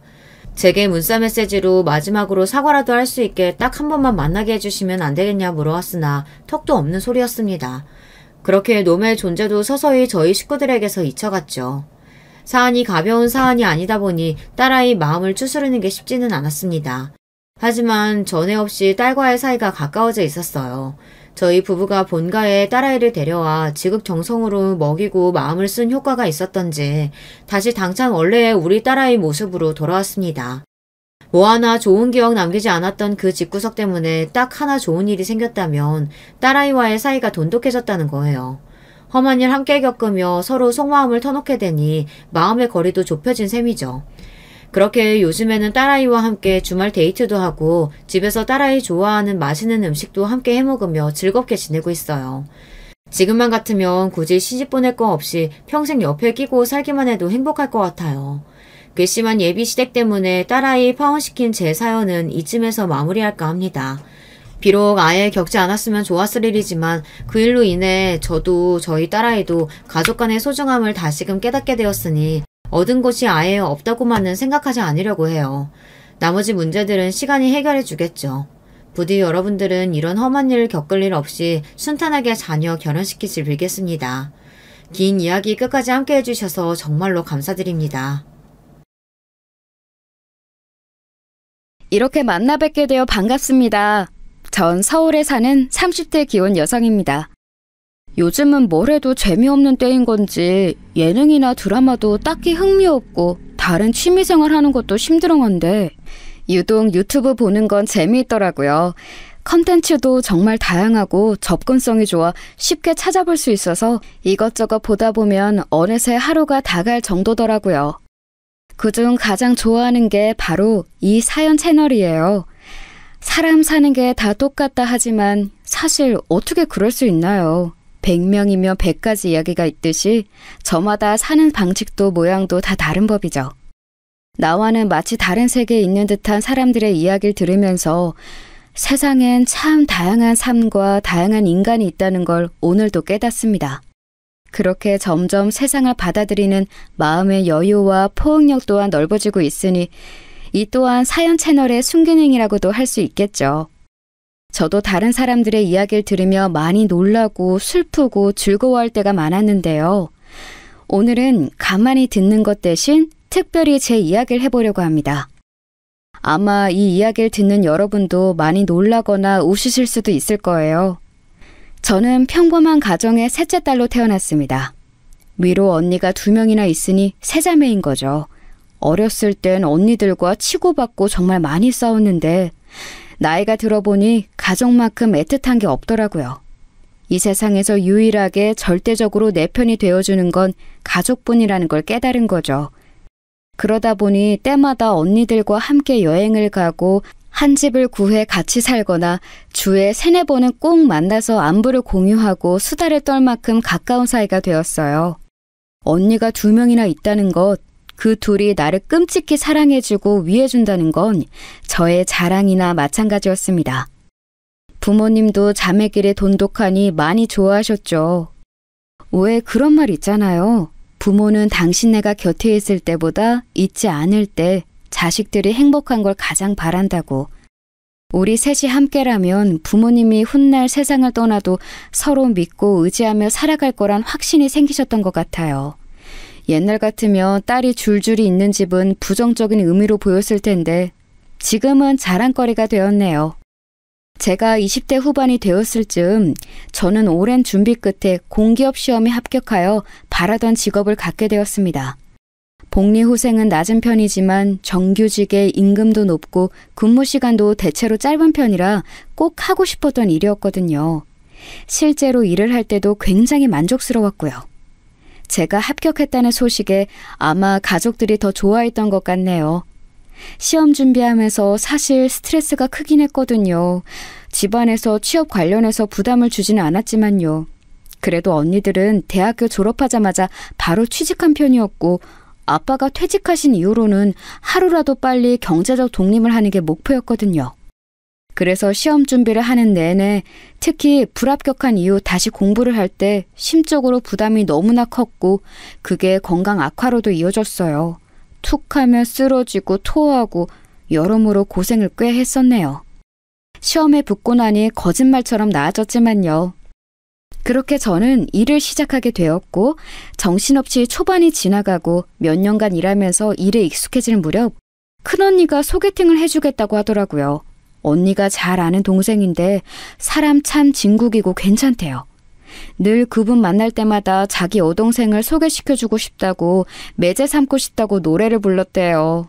그런데 마침 그분이 오래 만나던 사람과 헤어졌고 저도 취직해서 여유가 생겼으니 소개팅으로 이어주고 싶다는 거였습니다. 저는 소개팅을 한 번도 해본 적이 없어서 그런 자리가 쑥스러우니 둘째 언니를 해주라고 했는데요. 둘째 언니는 비혼주의자이기도 하고 겉모습으로 볼 때 제가 더 잘 어울릴 것 같다고 하더라고요. 저는 잠시 고민했지만 결국 알겠다고 답했습니다. 그렇게 소개팅 날이 되고 그분과 저는 조용한 카페에서 둘이 만나게 되었어요. 언니 말이 정말 맞긴 했습니다. 겉보기에는 말끔히 잘생겼고 사람 자체도 진중하고 어른스러워 보였어요. 말도 나긋나긋하게 잘하고요. 그런데 중요한 건 제 스타일이 아니더라고요. 제가 뚜렷한 스타일을 원하는 건 아니지만 그래도 진지한 것보다는 유쾌한 게 좋았거든요. 그런데 워낙 차분하시다 보니 함께하는 시간이 지루하게만 느껴졌습니다. 빨리 이 자리가 끝나길 바라면서 적당히 호응해주고 있는데 갑자기 모르는 남자가 웃으며 다가오더라고요. 알고 보니 그분의 친한 친구였어요. 모르는 사람을 둘이나 앞에 둔 게 어색하고 민망스러워서 저는 고개 숙여 차만 마셨고요. 그렇게 소개팅이 끝나고 집으로 향했는데 큰언니가 다가와서는 진지하게 갑자기 오늘 무슨 일이 있었냐고 묻더라고요. 별일 없었다. 그런데 잘 맞지는 않을 것 같다고 말했는데 큰언니가 웃더라고요. 그러면서 하는 말이 그 동생으로부터 전화가 왔는데 저와의 인연을 정중히 거절했다고 하더군요. 그런데 웃긴 건 본인보다 더 잘 맞을 것 같은 사람이 있는데 그 사람을 소개시켜줘도 괜찮겠냐고 물었대요. 웃기지 않나요? 그분도 저를 오늘 처음 봤는데 어떻게 더 잘 맞는 사람을 소개시켜준다는 거지. 그런데 뒤이어 덧붙이는 말이 아까 중간에 그분에게 다가왔던 그 친구와 맺어주고 싶다 했다는 겁니다. 놀랍기도 했고 뭔가 찜찜하기도 하고 또 얼떨떨했어요. 뭐지? 왜 이렇게 되는 거지? 싶어서요. 평소에 저 같으면 됐다고 거절했을 텐데 그때는 이상하게 한번 만나보고 싶더라고요. 잠깐 스쳐가면서 본 사람이지만 왠지 밝고 쾌활한 사람 같았거든요. 제가 알겠다고 하자 큰언니도 놀랐지만 뭔가 다른 낌새가 있다는 걸 눈치채고는 좋아하더군요. 어쨌든 그 친구분과 저는 2번째 소개팅을 하게 되었습니다. 그런데 그 자리에서 알게 된 건데 사실 그 친구분이 저를 처음 보고 무척 마음에 들어했던 거였어요. 하필 소개팅 자리라고 해서 아쉽다라고 생각하면서 자신의 친구를 떠봤는데 마침 잘 안 맞는 것 같다, 잘 안 될 것 같다고 답했다는 겁니다. 그 말에 희망이 생겨서 곧바로 그럼 자기가 만나봐도 괜찮겠냐고 물었대요. 그렇게 물어본 친구분도 그걸 또 좋다고 언니한테 연락한 그 소개팅 남자분도 참 대단한 사람 같았습니다. 그렇게 요상하게 시작된 인연은 운명이었던 건지 이내 연인의 사이로 이어지게 되었습니다. 연애할 당시엔 별다른 문제가 없었어요. 4년 동안 봐왔던 남자친구는 처음 느꼈던 그대로 유쾌했고 쾌활했고 재미있는 사람이었거든요. 함께 있으면 즐겁고 시간 가는 줄 모르게 만드는 그런 사람이요. 그런데 딱 하나가 문제가 있다면 바로 가족관계였던 거죠. 남자친구에겐 위로 형이 2명 있었습니다. 왠지 신기하죠? 저희는 3자매인데 거기는 3형제더라고요. 저도 형제 중 막내, 남자친구도 막내고요. 남자친구도 저희 집처럼 꽤나 돈독한 사이 같았어요. 형들이 결혼한 이후부터는 잘 못 갔지만 때마다 형제끼리 여행을 갔었다고 하더라고요. 저희도 부모님 모시고 가거나 셋이 갈 때도 많았거든요. 마치 데칼코마니처럼 가정 환경이 비슷해서 신기하기도 하고 놀랐었죠. 그러던 어느 날 남자친구가 형네 부부와 함께 여행을 가자고 하더군요. 첫째 형과 둘째 형 모두 결혼하신 지 2년이 넘었어요. 장수 커플이라고 해도 저희만 결혼 안 한 사이니 어쩐지 좀 부담이 됐습니다. 그런데 남자친구는 형네 부부가 꼭 함께 하자고 했다며 형들은 자기보다 2-3살 정도밖에 차이 안 나서 세대도 비슷하니 별일 없을 거라고 합니다. 그러면서 형수들도 고지식하거나 싫은 소리 하는 사람들이 아니니 부담 갖지 말라고 하더군요. 그렇지만 전에 듣자 하니 남자친구는 형수들과 만난 게 몇 년 동안 2-3번밖에 없었다는데 말이에요. 뭘 믿고 그렇게 안심하라는 건지 모르겠더라고요. 결혼하기 전까진 절대 그 가족들을 만나면 안 된다고 언니들이 신신당부했거든요. 사람 일은 어떻게 될지 모르는 거고 괜히 확실치 않은 관계에서 아는 얼굴을 많이 만들어봤자 좋을 거 없다고요. 하지만 전 결국 남자친구의 꾀임에 넘어가게 됐습니다. 사실 남자친구와 결혼을 전제로 만나고 있기도 했고 그 집 식구들은 미리 만나보고 가족 분위기를 파악하는 것도 좋겠다 싶었어요. 그렇게 실제로 여행을 가서 만나게 된 남자친구의 가족들은 말로 딱 형용할 수 없지만 뭐라 해야 하나? 비범한 느낌이었습니다. 남자친구의 집안은 꽤나 잘 사는 편이란 걸 알고 있긴 했어요. 부모님도 형들도 전부 다 사업을 하고 있다고 했거든요. 다행히도 어려운 고비 없이 순탄하게 잘 해내고 있다고 했으니 그래도 사업적으로 성공을 한 상태겠죠. 그런데 유일하게 남자친구만 일반 회사원인 거죠. 그래서 알게 모르게 남자친구는 그 안에서 소외되는 분위기였고 남자친구도 그걸 알고 있다는 겁니다. 알지만 어쩔 수 없는 일이라 뭐라 할 수는 없다기에 그 말도 맞는 것 같아서 그냥 듣고만 있었죠. 그 이야기를 들으면서 좀 느껴지는 그런 기운이 있잖아요. 가족 내에서 남자친구의 위치가 낮은, 인정받지 못하는 것 같다는 생각이 들더라고요. 그렇게 쌓여간 추측을 눈앞에서 확인하게 된 게 바로 그 여행이었습니다. 처음 남자친구의 형들과 형수들을 만났을 때 느낀 첫인상은 심상치 않다는 거였습니다. 가만히 서서 그저 악수를 하는데도 알 수 없는 포스가 느껴지더라고요. 호락호락하지 않겠다는 느낌? 그런 거 있죠. 아무리 처음 본 사람들이라고 하지만 그래도 놀러간 자리니까 어려울 거 없다고 생각했거든요. 그런데 제가 생각한 그런 분위기가 아니더라고요. 마치 청문회 같기도 하고 회사에서 온 나들이 같기도 하고 첫째 형으로부터 둘째 형, 남자친구로 이어지는 조그마한 계급 사회를 보는 것 같았습니다. 그도 그럴 게 형들이 엄청 고지식하고 강압적인 겁니다. 남자친구가 막내라는 이유로 말만 하면 어린 네가 뭘 알아? 네가 잘 몰라서 그러는데 라는 말을 기본적으로 깔고 가더라고요. 고작 2~3살 차이 나는데 말이에요. 그 모습을 보며 아, 이래서 날 데리고 오라는 형들이 하는 말을 거절하진 못했던 거구나 싶었습니다. 자매만 있는 것과는 분위기가 완전 딴판이더라고요. 게다가 다들 사업하는 분이어서 그런 건지 그냥 성향 자체가 그런 건지 좀 사장님 마인드가 강하기도 했어요. 정말 손 하나 까딱 안 하면서 이거 해라 저거 해라 자꾸 시키는 겁니다. 펜션 잡고 야외 테이블에서 고기를 구워 먹는 거였는데 정말 저랑 남자친구가 장 보는 것부터 시작해서 상 차리고 고기 굽는 것까지 다 했습니다. 저는 오늘 처음 만나는 사람이었는데도 말이죠. 형수들은 둘이 딱 붙어 앉아서 야외에서 고기 굽는 건 잘 안 해봐서 모르겠다. 일하는 사람이 보통 해주는데 이런 데는 그런 거 없냐 같은 소리나 하고 있더라고요. 나중에 다 먹고 나서 치울 때도 다들 손 하나 깜짝 안 하고 앉아있기에 남자친구에게 눈치를 줬습니다. 끝까지 이럴 거냐고. 그제서야 남자친구도 덜은 안 되겠는지 머쓱하게 웃으면서 저희가 설거지 할 테니 다 같이 그릇만이라도 옮겨달라 부탁하더라고요.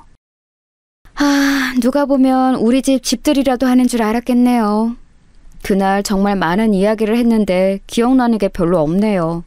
제가 새로운 사람이어서 그런 건지 식구가 될 사람이라고 생각해서 그런 건지 잘은 모르겠지만 정말 길고 구체적으로 본인들의 이야기를 많이 했거든요. 그러다 보니 알 거 모를 거 다 듣게 됐죠. 대충 기억나는 건 그런 거였습니다. 남자친구의 큰형은 한 지역 내에서 다수의 고객을 잡고 있는 정수기 관련 사업을 하고 계시다고 했어요. 고객 유치도 꽤 많이 했고 이제는 한 달 동안 며칠만 일해도 큰 고정 수입이 들어올 정도라 하더라고요. 첫째 형수는 갤러리를 운영하고 있다고 했고요. 둘째 형은 형수와 함께 다이어트 보조제 사업을 하고 있다고 했습니다. 처음 알았는데 둘째 형수가 인플루언서 같은 거라고 하더라고요. 그 있잖아요. 연예인이나 방송일을 하는 사람은 아닌데 SNS나 인터넷에서 사람들이 관심을 가지고 따르는 유명 인사 같은 거요. 사람들이 많이 보는 본인 SNS에서 보조제 같은 건 팔면 하루에 몇백만 원 버는 건 우습다는 겁니다. 인터넷으로나 봤던 사람들이 실제로 이렇게 가까이 있다니 왠지 신기하더라고요. 그런데 어떻게 또 첫째 형수, 둘째 형수 두 분의 분위기가 비슷한 것 같았습니다. 듣자 하니 첫째 형수는 전형적으로 잘 사는 집안의 가방끈이 긴 사람이었고 둘째 형수는 저보다 1살 많았는데 익히 듣던 대치동 키즈였더라고요. 그거에 대한 자부심이 큰 편이었고요. 두 사람은 말수가 많지 않았지만 한마디를 할 때마다 우아함과 세련됨을 보여주려고 하는 것 같았습니다. 한마디로 좀 상대를 얕보면서 스스로 있어 보이는 느낌을 내려고 하는 것 같다 해야 할까요? 제가 일부러 부정적으로 말하려는 건 아니에요. 대화를 몇 마디만 해봐도 알 수 있는 사실이었거든요. 난 솔직히 갤러리 하면서 답답할 때가 많아. 요즘 화가들은 그림 같지도 않은 그림을 그리면서 어디서 못된 것만 주워듣고 오는 거 있지? 협상의 기술을 잘못 배운 건지 고개만 뻣뻣하게 쳐들고선 말이야. 그렇게 교양머리 없는 애들이랑은 상종을 하기 싫어. 어느 집안 앞에서 난척하는 건지 원. 형님, 그거 다 어디 지방 출신이거나 조그만 대학원 하나 나왔다고 유세 떠는 애들이에요. 어렸을 때 인성교육이 안 됐으니까 나 살던 강남구나 서초구만 가봐도 얼마나 애들 교육에 열심인데 그렇게 배워온 애들이 나중에 가도 사람 구실하며 산다니까. 걸핏하면 출신 강남구 부자 지위 꾸밈 이야기와 그놈의 돈 하는 이야기들이 정말로 전부 다 그런 이야기밖에 없더라고요. 저는 그런 거에 관심 없기도 하고 잘 몰라서 그냥 네네만 하고 있었어요. 그러자 그 형수들이 아무 말 없는 저를 유심히 지켜보더니 저에게 한 가지 묻더군요. 유미 씨, 우리 집에 제사 있는 거 알죠? 요즘 같은 세상에 휴일에 놀러 가지 않고 귀찮게끔 뭔 제사를 지내나 싶지만 어머님이 그 부분에 대해선 꽤나 완강하시거든요. 지금까지는 저희도 며느리 목 다 하려고 맞춰드렸는데 유미 씨도 그런 거 괜찮나 싶어서요. 뭐 예배를 드리는 집안일 수도 있고 개인의 신념에 따라 안 할 수도 있고 뭐 결혼하면 그 집 식구가 아니라 우리 식구가 되는 거지만요. 아, 그렇구나. 저희 집은 예배로 드리긴 해요. 아직은 결혼을 이야기하는 단계까지는 아니라서 확실히는 모르겠지만 상황에 따라 어떻게 할지 조금 더 생각해 봐야겠네요. 그래도 두 분이 계셔서 많이 배우고 잘 따르면 되니까 걱정은 없겠어요. 많이 배우겠다는 게 잘못된 대답이었던 걸까요? 제가 대답을 잘못한 건지 두 분의 표정이 별로 좋지는 않더라고요. 그 후 언젠가부터 저에게 말을 걸지 않고 둘이서만 속닥거리며 이야기하기 시작했습니다. 두 분이 함께 있기에 제가 다가가서 무슨 이야기하세요? 라고 물으면 유미 씨는 잘 모르는 급의 이야기예요. 재테크 관련한 담론이거든요. 이라며 쏘아붙이는데 뭐 대단한 이야기라고 수다거리에도 급을 나누나 싶었네요.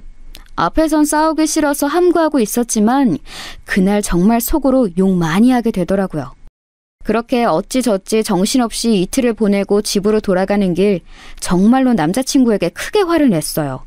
나를 시녀 노릇하게 하려고 데려왔냐. 형들이랑 형수들이 저런 걸 알면 날 안 만나게 했어야지. 힘없다고 시키는 대로 데려간 거냐. 뭐 저런 사람들이 있냐 등등. 남자친구는 시종일관 미안하다고 사과하고요. 정말 미안해. 솔직히 말하자면 난 옛날부터 많이 참으며 살아왔고 그게 습관이 되어버렸거든. 원래부터 형들은 늘 저렇게 이기적이고 강압적인 태도였는데 그러다 보니 자연스럽게 저러면 안 된다는 걸 나조차 잊고 있었나 봐. 나한테는 어릴 때부터 높은 형들이라서 저러는 거 익숙하지만 그래도 유미 너한테는 잘할 줄 알았어. 형수들도 겉으로 좀 차갑지만 그래도 큰 형수 작은 형수 두 분이 잘 지내는 거 보면 너한테도 살갑게 대할 줄 알았고 그래서 나도 많이 놀라고 당황스럽더라. 이런 걸 보여서 정말 미안해. 화가 머리 끝까지 났지만 남자친구가 진심으로 사과하면서 사정을 설명하니 또 어느 정도는 이해가 되더라고요. 저런 집안의 막내로 크면서 얼마나 힘들었을까 하고요. 물론 그렇다고 해서 제가 겪은 수모가 사라지지는 않지만요. 집에 돌아가서 언니들한테 이틀 동안 있었던 일을 말하니 길길이 화를 냈습니다. 뭐 그런 막대먹은 집안이 있냐면서요. 만약 결혼이라도 하면 고생길 알고 자처하는 거니까 꿈도 꾸지 말라고 하더군요. 맞아요. 아무리 엮이지 않게 조심한다고 해도 한 가족이 되는 건데 그런 사람들과 한 가족이 되는 게 저 스스로도 정말 창피할 것 같더라고요. 그래서 그날 이후로 결혼에 대한 생각은 많이 사라지게 됐어요. 그런데 저의 이런 심적 변화를 느낀 건지 그날의 사건이 너무나 미안했던 건지 남자친구가 저에게 물심양면으로 잘해주기 시작했습니다. 원래도 다정한 사람이라 잘해주긴 했거든요. 그런데 이젠 정말 떠받들 듯 잘 대해주면서 앞으로 살아가며 부족한 점을 고쳐나가겠다고 미래 이야기를 수시로 하더라고요. 사람 마음이 참 간사한 게 그게 다 어떤 부차적 의도가 있어서 그런다는 걸 머리로는 알고 있으면서도 마음으로는 또 정이 가고 고맙고 그렇더라고요. 그렇게 만남을 지속하다 보니 과거의 일은 희미해지고 지워져서 다시 또 결혼에 대한 생각이 슬그머니 들더랍니다. 남자친구가 유독 결혼에 대한 이야기를 많이 하는 편인데 그러다 보니 저도 이 사람이랑 결혼하는 게 당연한 일인 건가 싶어지더라고요. 언니들은 이 사건 이후로 남자친구에 대해서 엄청 부정적인 시선을 가졌던지라 저도 어느 순간부터 연애 이야기를 비밀로 하게 되었어요. 말하면 보나마나 안 된다고 당장 헤어지라고 할 테니까요. 그렇게 또 1년 반가량의 시간이 흐르고 제가 30대 중반이 됐을 무렵 남자친구와 진지하게 결혼 이야기가 오갔습니다. 남자친구는 그간 제 말을 무조건적으로 따라주었고 본인 가족에 대해서도 일절 이야기한 적이 없었어요. 사람을 만날 때 중요한 게 좋아하는 것보단 싫어하는 걸 하지 않는 거라고 하잖아요. 그간의 노력을 보면서 그래도 제가 가족보다 우선인 사람은 맞구나 싶었습니다. 그 정도라면 결혼을 약속해도 괜찮을 거라 생각했어요. 그런데 생각보다 저희 가족들의 반대가 강하더라고요. 그런 집이랑 연맺어 봐서 뭐하게? 언니들이 말했지. 보나마나 고생길 열리는 집안이라고.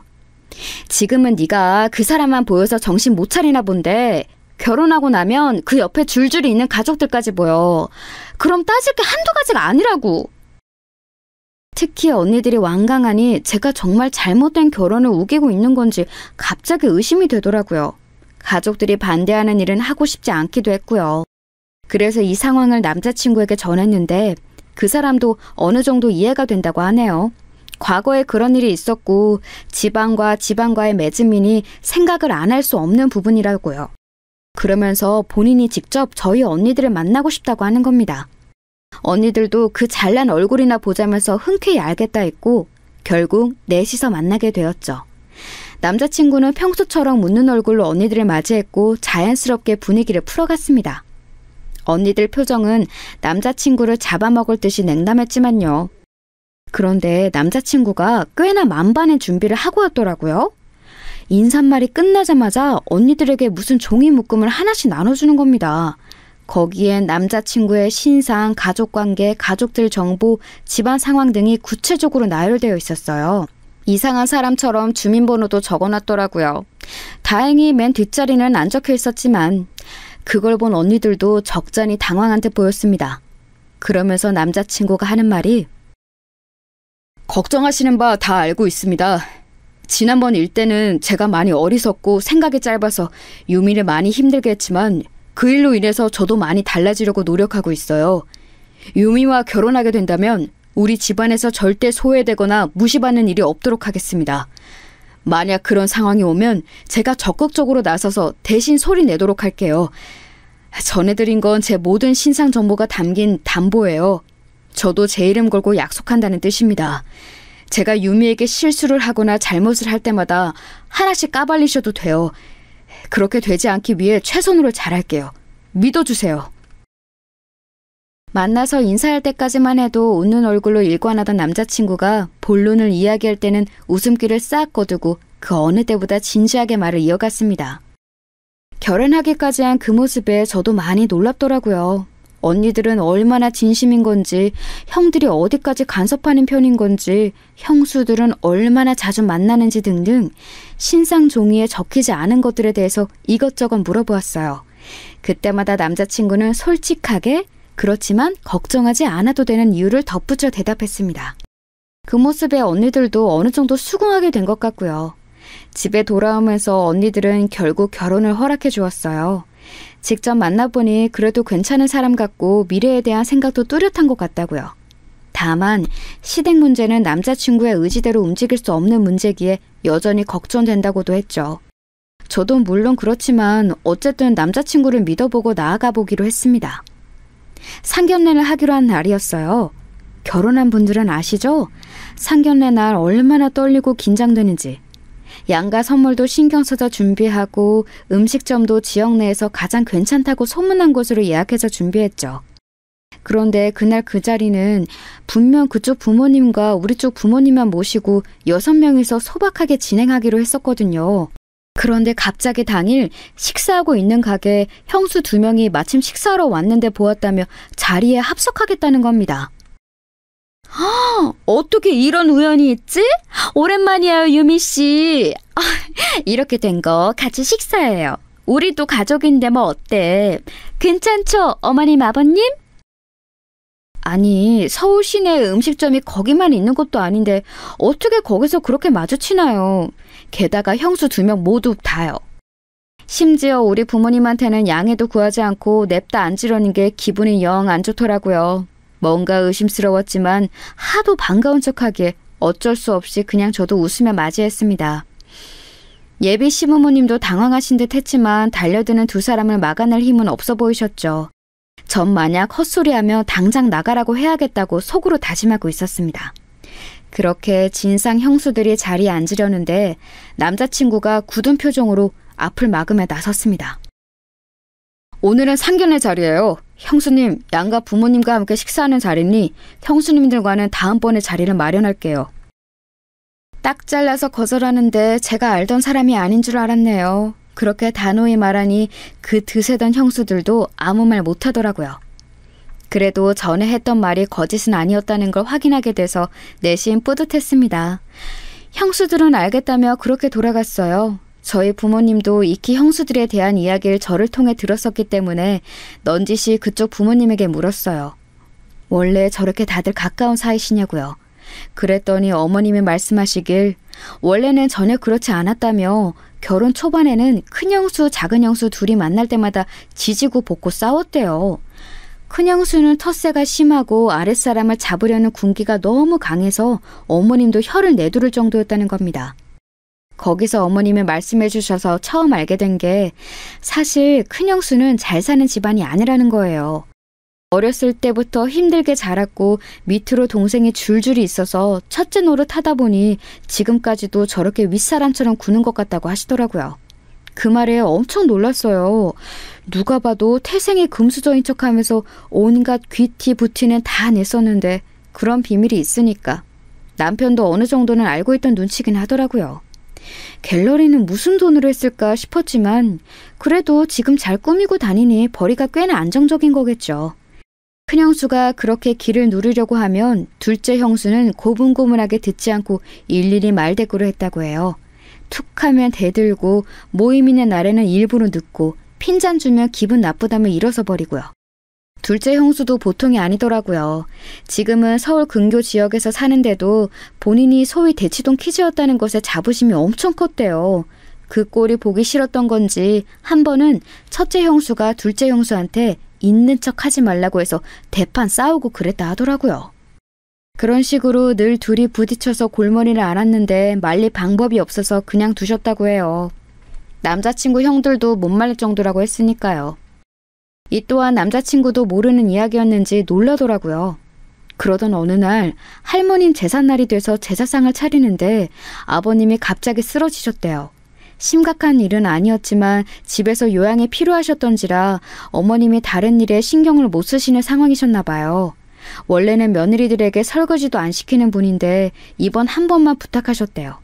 그래서 일을 도와주러 둘이 왔는데 엄청 하기 싫은 티를 내면서 투덜거리더랍니다.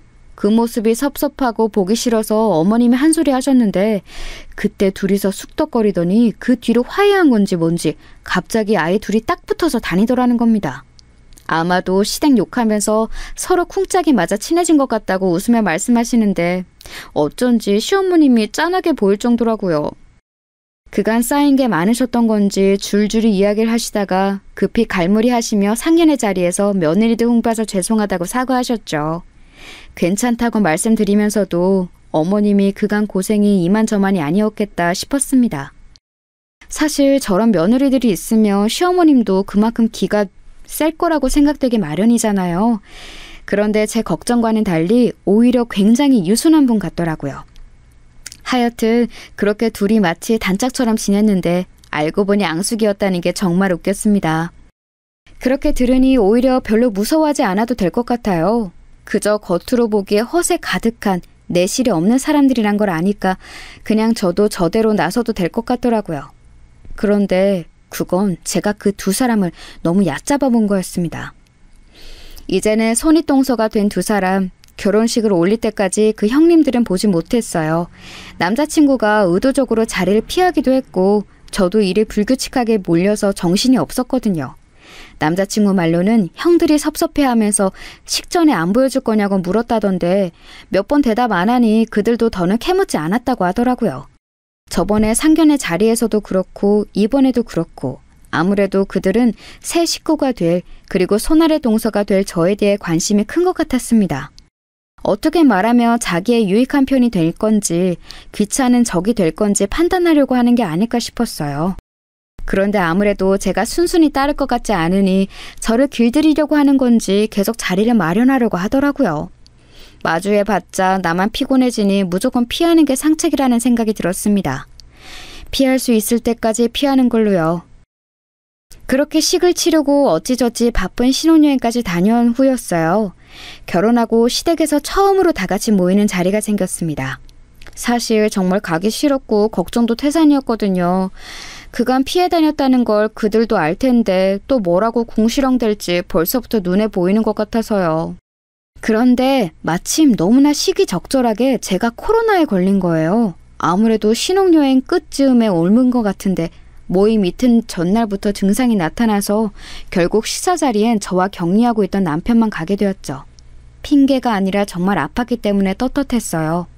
전 물론 시댁 부모님께는 너무나 죄송스러워서 전화로 연락드린 뒤 사과드렸지만 사실은 어찌나 행복하던지 열도 많이 나고 증상 때문에 살도 쏙 빠졌는데 하나도 힘들지 않았답니다. 그 뒤로 시댁을 찾아뵈었을 땐 다행히도 시어머님과 시아버님만 계셔서 무난하게 넘어갈 수 있었죠. 하지만 영원히 피할 수 있는 일은 없네요. 가족끼리 모이는 자리는 왜 이렇게 많은 건지. 식을 올린 후 그로부터 2달 뒤 할아버님 제사가 있던 겁니다.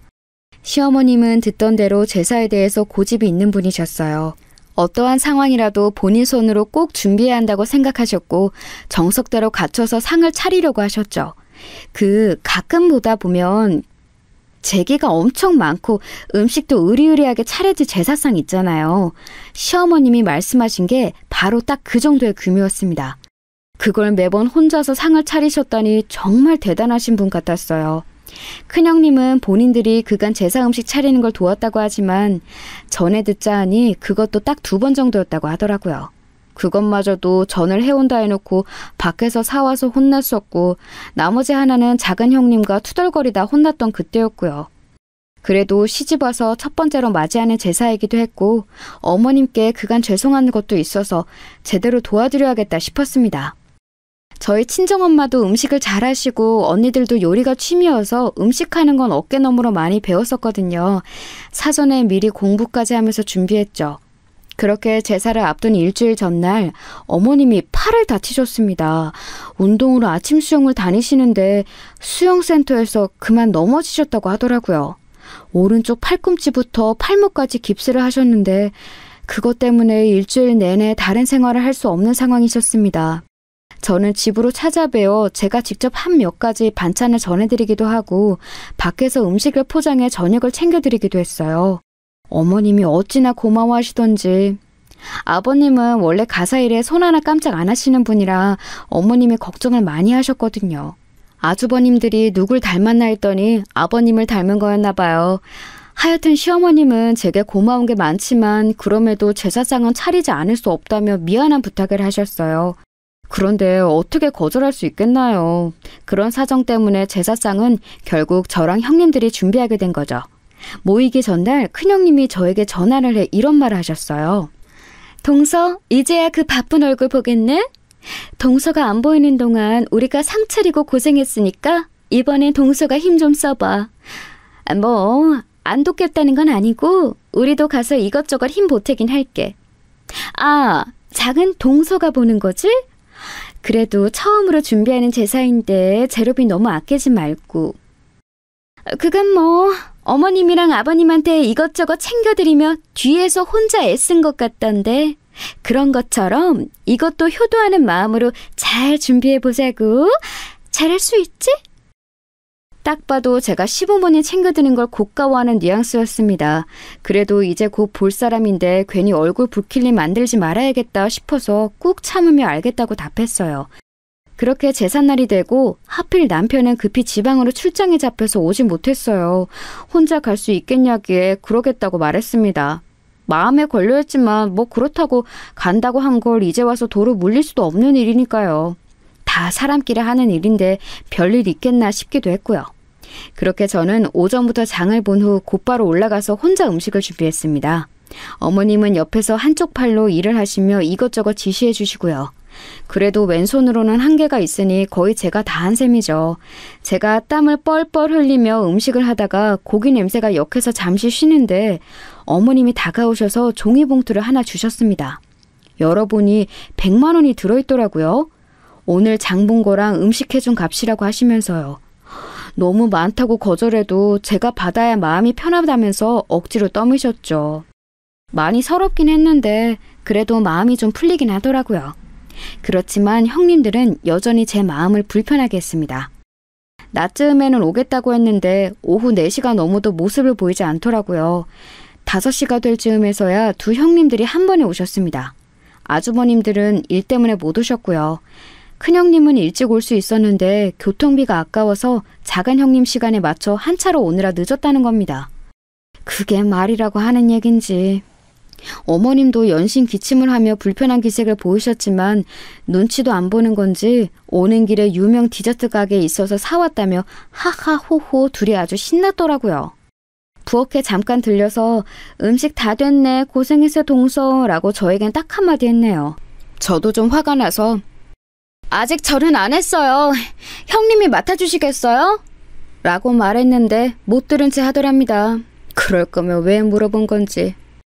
오늘만 참자라는 생각으로 저는 그냥 제 일을 하기 위해 부엌에서 다시 음식을 준비했어요. 시어머님이 빠진 재료를 사기 위해 마트에 가신 동안 저는 전을 부칠 준비를 했어요. 형님들이 거실에서 TV를 보는 소리가 너무나 거슬렸지만 애써 신경 쓰지 않는 척했죠. 그런데 전을 부치는 기계가 저희 집 것과 달라서 어떻게 작동하는 건지 모르겠더라고요. 그래서 엉성하게 우선 사용하고 있었는데 순간 선이 빠진 줄 알고 뒤집어 봤다가 뜨거운 판에 다리를 데이고 말았습니다. 기계는 열이 가장 고온으로 되어 있었고 이미 충분히 예열된 상태였어요. 얼마나 뜨거웠으면 다리가 데이고 있는데도 고통이 느껴지지 않아서 대략 10초가 넘도록 데고 있었대요. 뒤늦게야 저는 뜨거운 기름과 판에 다리가 크게 데었다는 걸 알았습니다. 순간 감각과 고통이 극대화돼서 아무 생각도 안 났어요. 화상자리는 까맣게 부풀어 올랐고 그 주위로 살이 붉게 올라왔습니다. 그제서야 제가 악 하고 소리를 질렀는데 형님들은 저를 보는 둥 마는 둥 하더라고요. 핸드폰이 어디 있는지 보이지도 않고 걷기도 어려웠던 저는 급히 형님을 불렀습니다. 형님, 저 화상을 입었는데 상태가 너무 안 좋아요. 119에 연락 좀 해주세요. 크게 되었으니까 빨리 좀 부탁드려요. 라고 말했습니다. 그러자 큰형님과 작은형님이 저를 힐끗 보더니 이러는 겁니다. 그러게 조심 좀 하지. 칠실 맞기는. 혼자 음식한다고 유세 떨 때부터 알아봤어.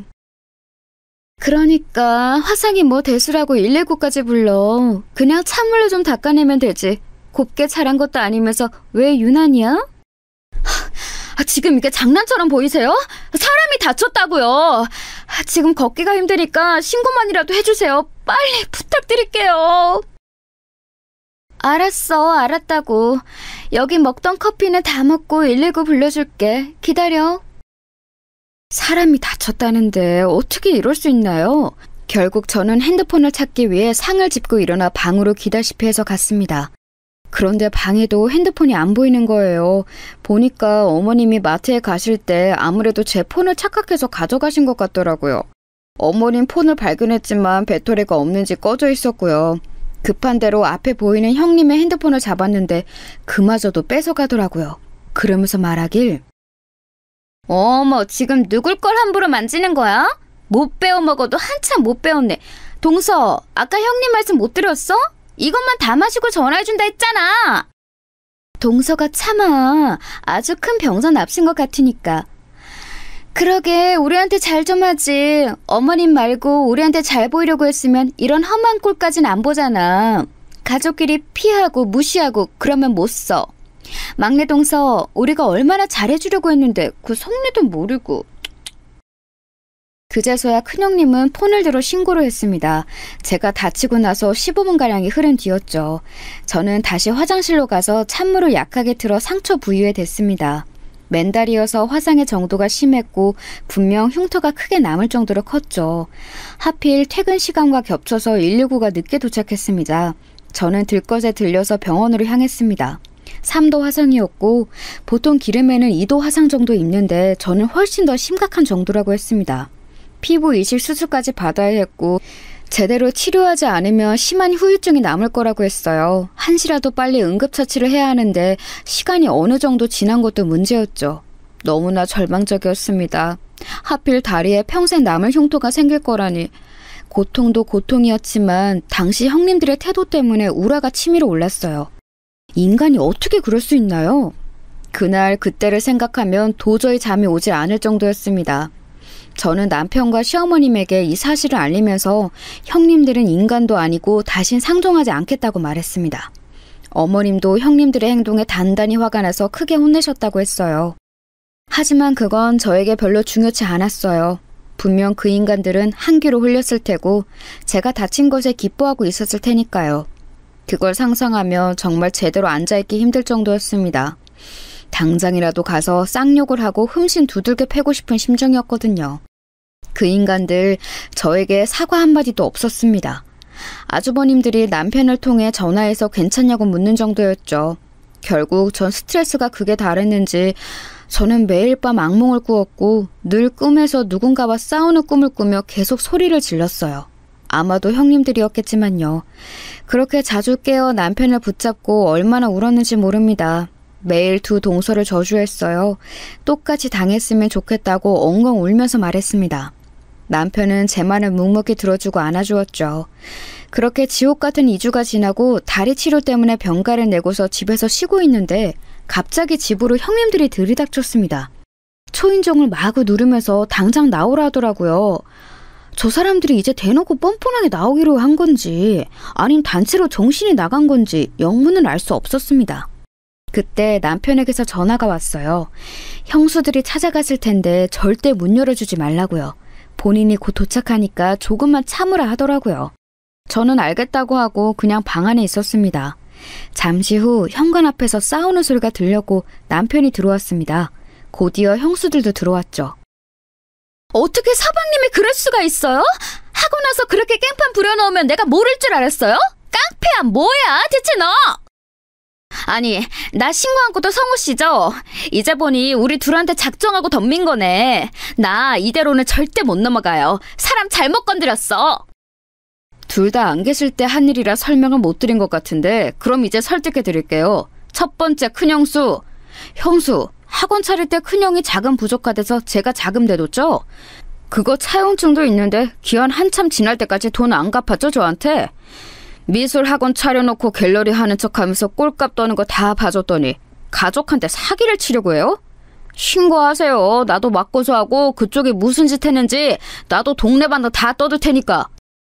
큰형님이 한다던 갤러리는 사실 미술학원이었고 심지어 그게 남편이 자금을 대줘서 차릴 수 있었던 겁니다.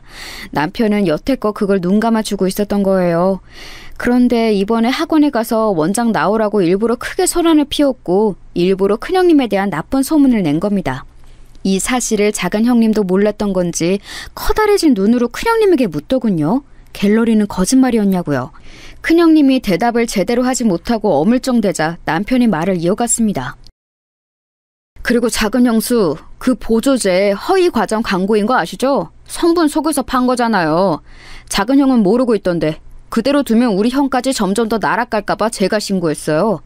사람들이 모르면 안 될 것 같아서 제가 인터넷에 글을 올렸고요. 이거로 형이랑 연 끊겨도 상관없어요. 전 오히려 제가 구해준 거라고 생각하니까.